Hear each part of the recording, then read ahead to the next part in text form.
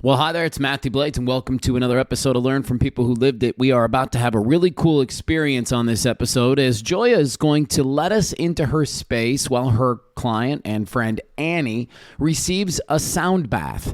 It was single-handedly one of the most remarkable moments of my healing journey. And if you've never experienced a sound bath, Joya's version is extra special. All of that coming up on this episode of Learn from People Who Lived It. First up, a word from our January sponsor. Hi there, it's Mathew Blades, and I want to tell you about my friends at Herbie Design because we've been using them for more than 10 years for our hockey programs, but Herbie Design does team apparel faster and less expensive than most. They do embroidery, laser etching, custom awards, and really anything else you need to make your brand amazing.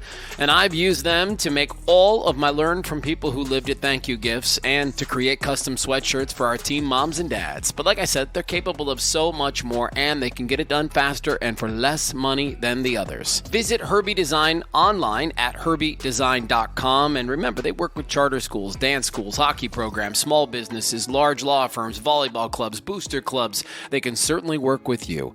When you get on the phone with Jim, let him know Mathew Blades from Learn from People Who Lived It sent you. You'll find him online at herbiedesign.com. That's HERBIE design.com. Well, let me do my best to paint the scene of our room right now. Annie's on the bed to the right of me. Joya's directly to my left in a white leather chair. There's all these bowls across the wall. I mean, I'm actually going to need Joya's help to explain what's sitting on this wall, but we are about to witness a sound bath today, which is kind of cool. Thank you for inviting us into your space. We are at Vibology today. Joya, welcome to the podcast. How are you? I'm so great. Thank you for coming over here to my magical space. I'm so honored that you're here. I'm excited to be here. Annie's on the table, as we mentioned, and we're going to get to her in just a couple of moments and find out what she's in for. But explain to me what we're looking at right now. On my shelves, I've got different crystal bowls. Most of them are gem-infused crystal bowls. So the purple ones have amethyst and quartz. Some have platinum, some have ruby. That one has gold. Up there are those beautiful koshi chimes, the bells that makes just beautiful sounds. I've got some chapakas that I got from Peru. I've got some metal bowls, Tibetan bowls. There's chimes. There's a lot going on. Yeah, there's a lot going on. And then that antique head you see up there, I call him Top Knot. And it's this Tibetan head that I found at this antique shop that I had to have. I can see why. I can see why. If you go to your website, you see that you woke up from a dream precisely at 2:22 a.m., 3 nights in a row, 1 August in 2020. What the heck was happening in those dreams? Ooh, yeah. In the dream, I woke up because I was seeing in the dream, I was standing on a stage and there was a group of women on the stage with me, and I couldn't really see who they were, but I could see out in the audience there were all these people, and their hands were raised in the air, and they were all just singing one note together.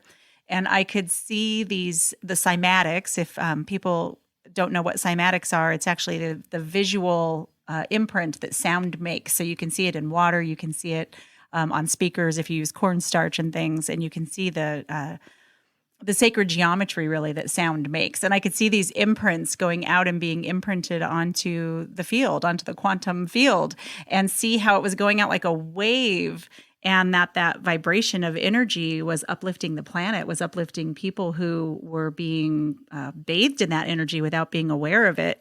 And on the third night, I woke up and I said, is this something that you want me to do? I asked this to my higher self, and I felt this yes all over my body. And so then for the last 2 years, really, I've talked about it. Annie knows I've talked to her about it. I've talked to a lot of people about it. And it's been this vision and this dream that I really had to then become the woman who could create it, who could live into it, to be the face of it, to be the spokesperson, to call in all the right people and the right vibrations and partners to do it. What were you doing leading up to that? A lot of inner work. I mean, I was doing sound healing. I was doing mindfulness training in corporate. That's where I was doing most of my work. And after that, I started tapering it down because I really started focusing on doing more of my sound healing and just doing it was really about a lot of the inner work, because being a sound healer already requires that I empty myself really of ego to allow the higher vibrational healing vibrations of the universe to come through. Anybody who's ever been in a flow state can kind of understand what I'm talking about, because it's very much like that, where my thoughts have checked out, my ego has checked out, and I'm just in this space of doing, creating. I'm smiling because I love when I get into that place. And now I've become so aware of it that sometimes when I'm talking to the person, I'll say, listen, this doesn't even feel like me. It just feels like it's coming through me right now, but I need to communicate this. And I need to say this. Yes. And these types of things start happening to me. And you can get to a point where you sort of feel like a vessel. Yeah, exactly. And that's kind of neat, eh? That's kind of neat. So, well, that's how it all started.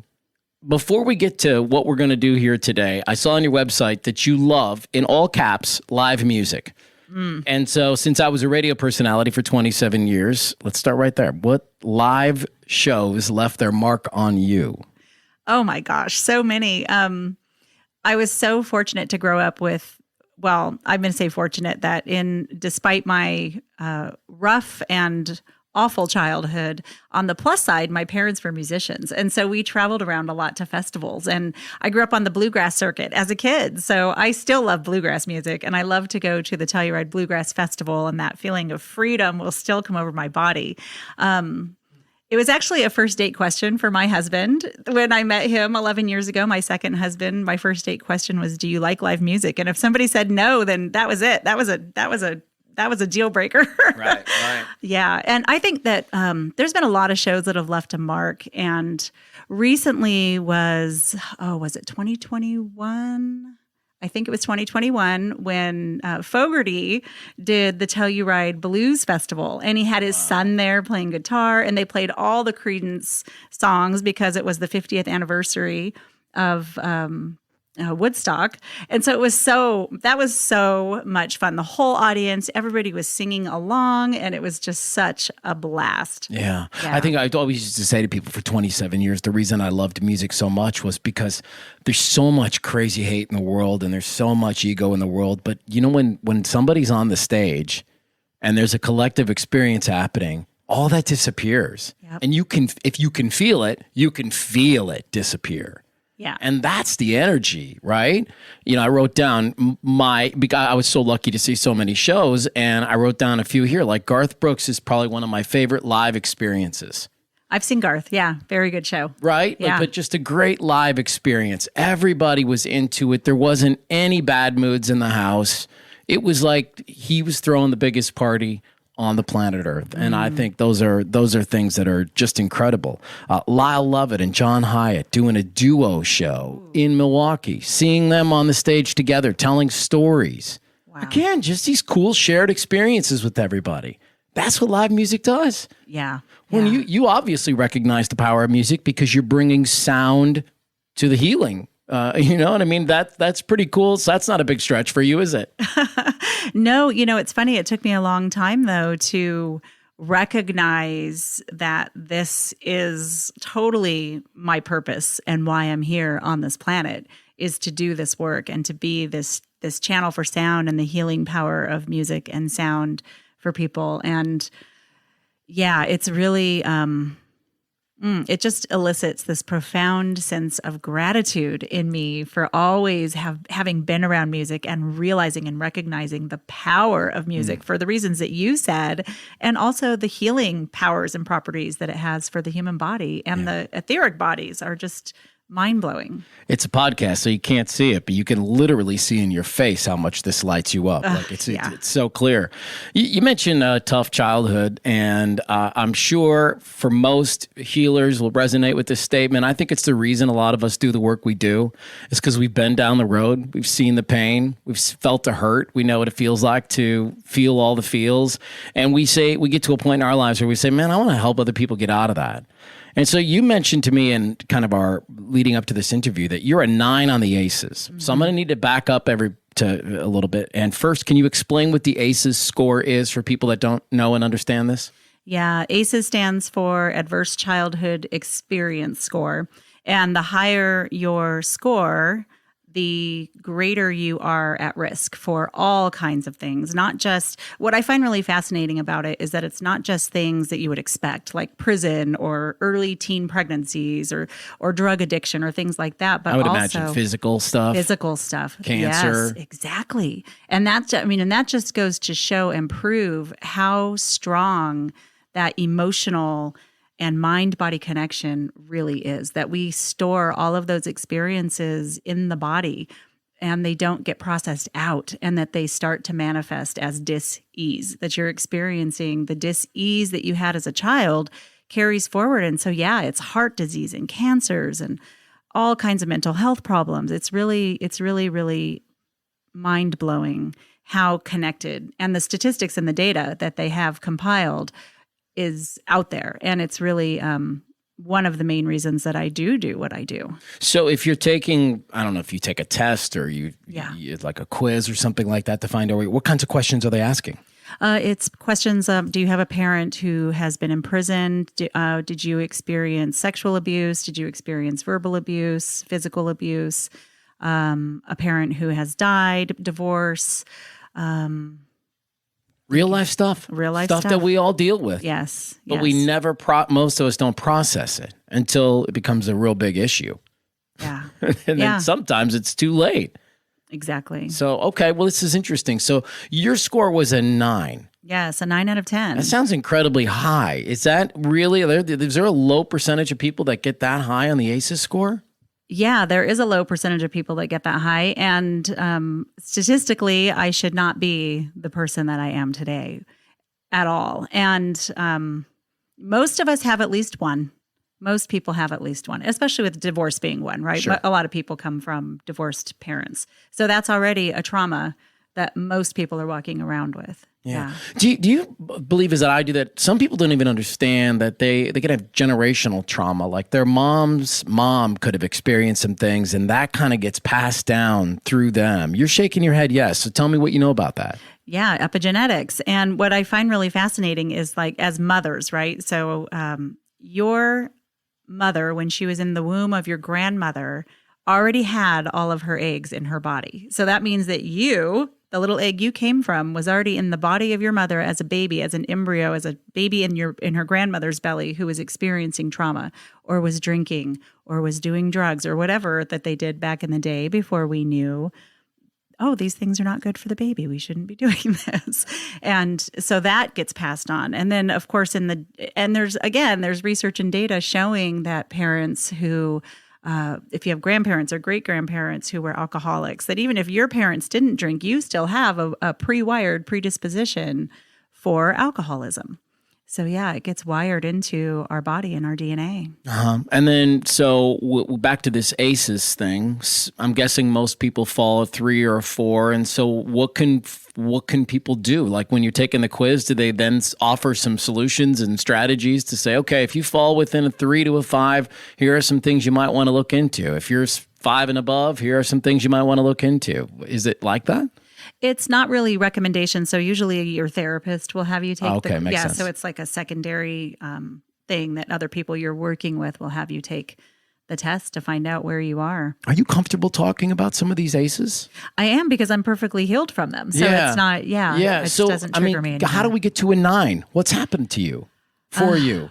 Around you? For me, because there is post-traumatic growth, and that is possible. And sexual abuse is number one. That's one of my earliest childhood memories, is having memories of that experience when I was about 3 years old, I remember. Physical abuse, mental abuse, emotional abuse. My mom regularly told me that she didn't love me, she hated me, she wished she would have aborted me. I had, both of my parents were alcoholics. I started drinking at a very young age. When I was 12 was when I started drinking alcohol. I spent my teen years as a runaway, living on the streets of Southern California, couch surfing, being thrown in and out of group homes and foster homes, and being in the system and all of those things. It was a very, very traumatic childhood, and I didn't deal with any of that stuff. And that resulted, when I was 21, in a suicide attempt, just from being so numb and so shut down and so hopeless, like that dark, hopeless, utterly lost feeling, and feeling like I didn't belong with other people and didn't fit in, and being in that age, in that age of 20, 21, and being around other people who are my age. And they're talking about their high school experiences and their normal childhood experiences. And I'm like, I do not relate. And when you're unhealed from all of that stuff and you're comparing your reality to other people's reality, there's a sense that there's something wrong with you. And of course, now I know from all of the work that I've done around mindfulness and learning about the brain and neuroscience that the brain seeks to answer the questions you ask it. So if I'm just constantly asking myself, what's wrong with me? What's wrong with me? All I'm going to see around me is what's wrong with me. And that was my constant mantra, was what's wrong with you? What is wrong with you? And that led me to a suicide attempt. And then after that was when I began the long journey, the very long journey of trauma healing and healing all of the memories and the everything there. And trauma healing really is forgiveness work. That's really all it is. And the understanding that it's never going to go away. You're never going to forget about it. It's Right. going to come to the surface at some point, right? These triggers that people talk about now. I mean, that stuff's real.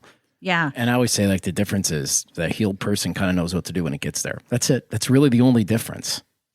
Yeah. And I think that really, honestly, the deepest healing came when just this summer, as a matter of fact. So this is how long I've been doing this work, but I still felt this disconnect, like there was something disconnected. And I would talk to my friend Celia about it all the time. And I was like, I just feel like there's like something that's like not connecting. And it was during a really intense breathwork practice and body work practice that I literally felt this aspect of my consciousness pop back into my body. It really felt like a pop back into my body. And I was like, oh my gosh, I remembered when it left. I remembered being like 3-4 years old and saying to myself, oh, I don't have to be here. And I totally learned how to like disassociate this part of my consciousness and get it out of my body. And so that work, when that happened, it really led me into this whole question of, I said, what if, like you were saying earlier, right? Like we were having a conversation before and about the brain and trying to solve our problems at the level of our thinking, at the level of our thinking mind, at the level of our intellect, trying to rationalize with it and heal that way. And I said, what if the whole body is actually the unconscious mind? And that's why when something gets triggered, it overrides the thinking mind and you can't stop yourself. You go onto autopilot. And so I really started doing work and research around if that was possible. And I found the work of Dr. Candace Pert, and there's a talk on Sounds True. And I tell everybody to find it and listen to it if they have had trauma. And it's called The Body is the Subconscious Mind. And she talks about how our emotional responses happen everywhere in the body. They don't just happen in the brain. And we also do know that, right? We already know that it doesn't just happen in the brain. And we have all these people out there saying the body keeps the score. But the body is the subconscious mind is a different story altogether. And when I really realized that, then that brought me into learning to be present with whatever feelings arise and allowing them to exit the body, and recognizing that it's energy that's stuck that wants to leave, and giving myself permission to do that. And I do it with sound. And that's what I help other people do, is use your voice. And I call it sound it out, let it get out of your body. Don't tell yourself a big story about it. It's an emotional response that's stuck in the body, and it doesn't necessarily have a story attached to it. It's got a chemical response attached to it. It's got an emotional response attached to it, not a story. And if we don't tell ourselves a story about what's going on, we can free ourselves much faster. It seems like a good time to bring Annie into our conversation, because I thank you for your patience, by the way. Clearly, you're in good hands, and clearly you're working with somebody here who's been around the block, as they say. How does what you just heard about her help you feel even more comfortable when she's working with you? Everything that she was saying really resonates with me. And it just, listening to her right now just makes me excited for this sound bath coming up. And it just helps me drop in, just knowing that, like you said, I am in good hands. Yeah, she says drop in. What does she mean for people that don't understand that? dropping into her body, her consciousness, becoming present, very present, and dropping away the thinking and just coming home to the body. Yeah. Why did you start doing sound baths with her? What was the catalyst for you, Annie? I'm always on the lookout for new spiritual things. I had done sound baths before, but we were friends and I wanted to experience what she had to offer, and she's amazing. So Yeah. I was last summer I was in a retreat up in Sedona and I had a sound bath after my third day. And I love sharing this experience of the sound bath because it's like life. I get on the floor. I was on the floor while she's getting ready for my sound bath, and I'm laying there, and she starts doing the frequency, and all of a sudden, I am more agitated than I've ever been in my entire life. Like real agitation is flowing through me, and I have this feeling in my head of like, okay, you've been cool with everything else they've presented you this past few days. If this isn't the thing for you, then it's okay. But yet, I couldn't really get up. I couldn't bring myself to physically move my body and get up. And so I just sat there with this agitation, and my legs started to get restless and my arms started to get restless. And I was literally just this close to quitting. And then I had to pee so bad. Like all of a sudden I have to go to the bathroom, and I'm thinking, this is a mess. What is happening here? And then I don't know what happens, but in a literal moment, it feels like somebody plugs an electric socket into the bottom of my feet, and my body starts vibrating at a level I've never felt it before. I start swelling up from my gut, and I can just feel water leaving my eyes. I'm not really crying, but then this feeling, and I don't know if you've ever experienced this, Annie or Joya, yourself, this feeling moves up my belly, and then it's just this uncontrollable sobbing that I experience for what feels like minutes. Long minutes, maybe 6-7 minutes, which is a long time to be crying in a hard way. But I felt 200 pounds lighter after that experience, and I don't weigh 200 pounds. That's what a difference that sound healing did for me. Do you experience anything like that, Annie, when you're going through these therapies? yes, absolutely. You do. Yes, just that expansive, that definitely the agitation at the beginning. Sometimes I have expectations and it's not working out the way I thought it was supposed to look like. And then when I can just relax and yes, then you just feel the energy move inside, and so expansive and so wonderful. Yeah. So maybe you could talk a little bit about what we're feeling. Why? Because that's interesting that I find a buddy here who's agitated sometimes too. That makes me feel better. Well, yeah, it's normal to experience it, right? So sound waves, the vibration travels faster through water than it does through the air. And so when you're having sound in your body, it's affecting every cell in your body. It's affecting your blood. It's affecting all of the water in your body. You're just a water being. And your bones are also unbelievably resonant. And they conduct so much electricity. So you can feel that energy moving. And then, going back to the work of Dr. Candace Pert that I just talked about, that her work is called, the book she wrote is Molecules of Emotion. And she talks about how when we have emotional responses, they get stored on the cells. And so when we're having a sound bath and you're working with a practitioner who really understands, like beforehand, I'll ask people, what do you specifically want to work on? What's your intention for the sound bath, so that I know what to do and what to work on with this person, that it can move that energy, it can move that stuck energy. I've had people sobbing. I've had people who ask me if they can scream. I've had people just that want to, I'm like, yes, sound it out. I'm always like, sound it out, let it out of your body. So it's really those emotions, if you think of those on the cells, right, that they're being vibrated, and that your intention and your feeling, and you're allowing those things to arise now that have been there for a long time. They can be really old. And again, you don't know why. You don't know why you're sobbing and why you're having so much experience of emotion, but it's energy in motion. It just wants out. It needs to move. And when you do clear it, you do feel so much better. So why do you think we fight it so much? Conditioning. Yeah. Yeah, conditioning. We're not, I'm a big advocate for let's normalize crying.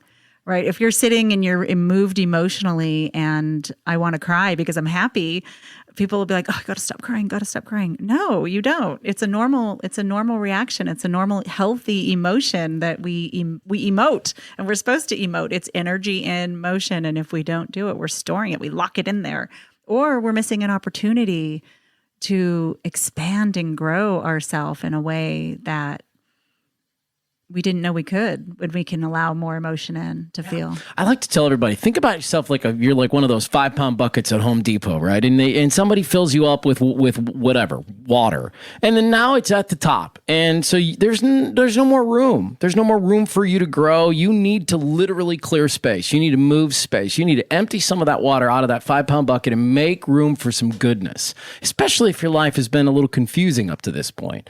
And that's a lot of what we talk about on Learn from People Who Lived It. So I'll stay in that lane, right? People who are experiencing mental wellness problems, mental health problems. Most of us need a spiritual experience. Most of us need to move some incredible trauma from our childhood or our early 20s or teenage years, whatever it is. We need to acknowledge it. And what's cool about the sound bath and what's different about that versus other therapies is you may not have to utter the words. And for some people, that can be really the thing that would make them, I think, choose this over cognitive therapy or working with the psychiatrist and figuring out a medication or whatever they're going to, whatever path they go down. But this is one of the modalities where you don't really have to talk.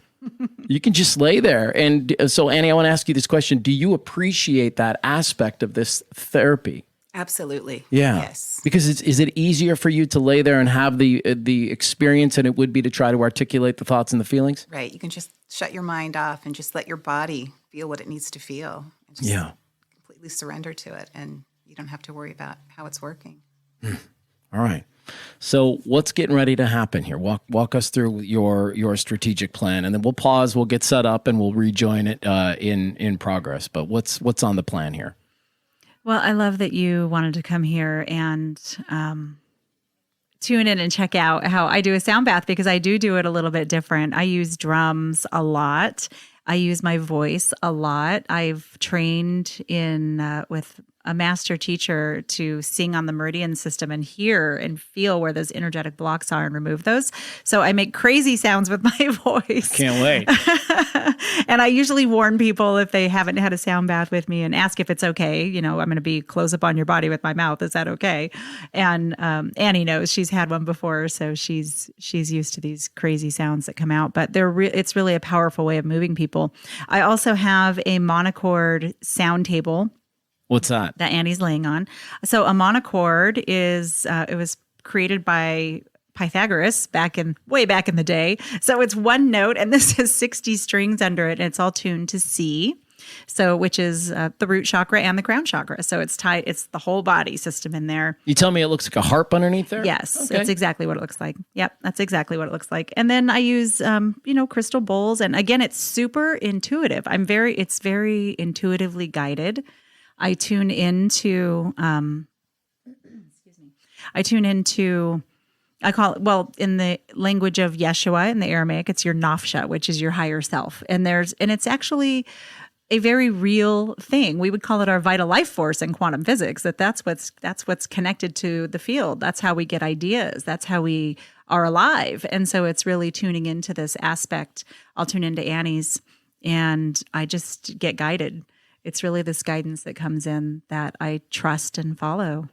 So after a couple of moments of moving some things around, we were ready for our sound bath. In the spirit of time, we're going to listen to a condensed version of it now, and you can listen to the full version of the sound bath at the end of this podcast. So we begin with some drumming to call it in, to call in the energy.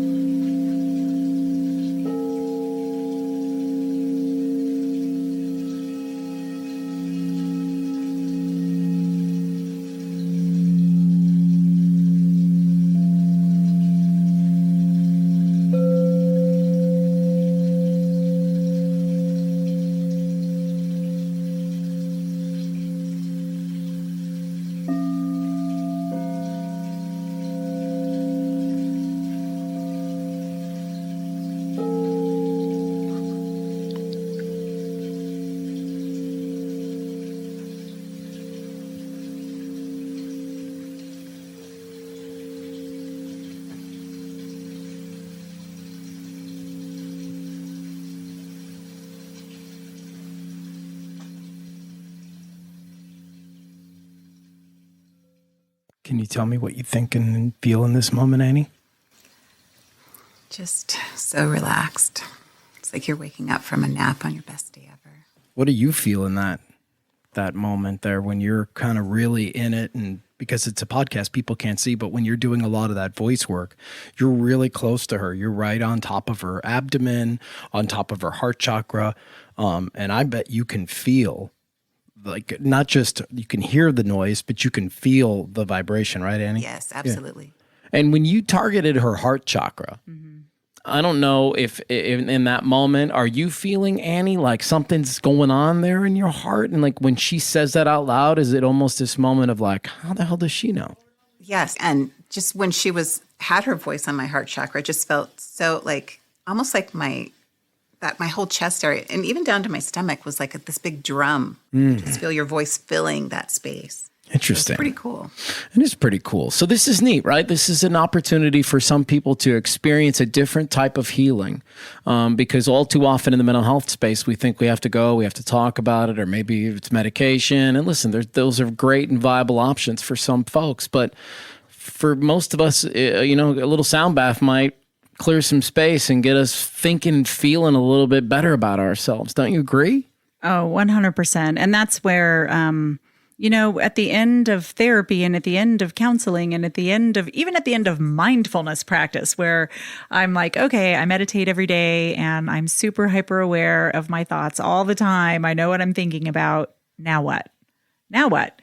And the answer is to go in the body. Now you have to come home into the body and go back to the embodiment practices, whether it's sound or dance or drumming or art or, oh God, there's anything. There's so many things that people can do to come back home into the body. And it wasn't until I started working with sound on myself that I found the truest freedom, the most at peace that I've ever felt, the most inner spaciousness, like you were saying earlier, the 5-gallon bucket. Well, you can't necessarily get rid of your water because that's your water, but I can put it in a way bigger pool. So now it's not taking up any space in me. It's just now a teaspoon in the ocean that I am.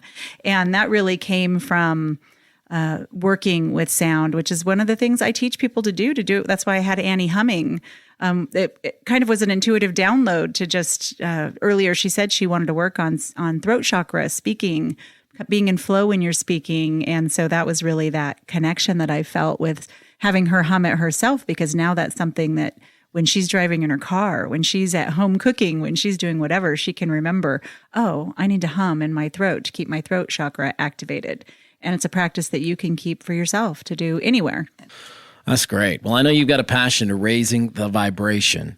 And it's clear to me, kind of what you're all about now as we visited for a little while. You and I talked about something called spiritual Coachella as we start to wrap up. That is the term that I came to describe the Vibrator event that we talked about in the beginning of the podcast, and what it is and how to describe it, because it is, like we talked earlier, it's the magic of music, the magic of dance, the magic of community and coming together. But the aspect of that most people haven't experienced is coming into resonance together. When we are all singing one note together and holding an intention, it can't even be described. It's something that has to be experienced. It's like trying to tell somebody what an apple tastes like, and they're not going to really know until they bite into it. So it's like at the beginning starts like that, where it's this vibration and this coming into coherence. And then we move from there into singing together with a band, and then move from there into dancing together. So it's really, Coachella, it's fun. I love festivals. I'm a festivarian from way back, from the time I could walk. So I love going to festivals. And, one of the aspects of festivals that I feel isn't necessary is all of the alcohol and all of the intoxicants, because our brain is the best neurochemical factory we could ever have. And I mean, we can manufacture in our mind and body the best drugs you've ever been on naturally. You really can. And it comes through vibration. So that's the way I describe it, is like, it's like a spiritual Coachella or a conscious Coachella kind of event, where we're all going to sing and dance and have a great time, and we're going to do it sober. Yeah. Well, that's cool. Good for you. Do you have another event coming up? Is it on the way? It's on the way. Yeah. It's actually 1/22/23, January 22nd. Yeah. It's going to be in Mesa, Arizona at the Sun-Kissed Warehouse, the beautiful historic Sun-Kissed Warehouse. And I've partnered up with HeartMath Institute to measure the coherence and to measure the field, because these things are like, that's the thing about me, is I love the mystery and the energy and all of it. And then there's this other part of me that's very scientific, and I always want to know why, how, what, how do we know what's going on? Is this a real thing? And yeah, it's a real thing. And that energy stays with people for days. And so we're going to be measuring it. We're going to be measuring the field and seeing the impact. I'm so excited. Joya, it's been such a treat to spend some time with you today. Thank you for having me. Oh my gosh, you too. Thank you so much for coming here and coming in my space and having me on your podcast. I so appreciate it. And Annie, thanks for being our friend in crime here. We appreciate you too. My pleasure. Thank you, Annie. Listen, if you're seeking spiritual psychology coaching, sound healing, voice coaching, mindfulness, these are all things you list on your website as things that you can lean into and that you feel you're pretty competent in. 100%. Yeah, 100%. I encourage you to check out vibology.com. And then you can also visit viberazor.com for the event that she mentioned that's coming up at the Sun-Kissed, what did you say? The Sun-Kissed Warehouse. It's a 100-year-old building in really? Mesa. Yeah. It sounds really cool. Yeah. Sounds really cool. Appreciate everybody tuning in to this episode of Learn from People Who Lived It. I hope that you have a really wonderful day. That was so fun. We've got links to everything Joya is doing on our website at learnfrompeoplewholiveit.com or within the show notes. Thank you so much for being a part of this episode. And as promised, here is that sound bath now in its entirety.